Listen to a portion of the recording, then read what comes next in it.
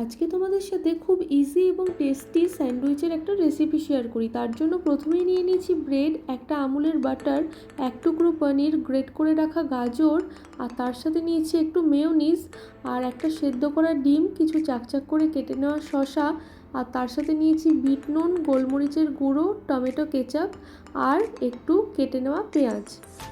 এবার তাওয়াতে অল্প একটু বাটার দিয়ে 4 পিস ব্রেডকে ভালো করে সেঁকে নিয়েছি, আর যে ডিমটা সেদ্ধ করে রেখেছিলাম সেটাকে স্ম্যাশ করে নিয়েছি।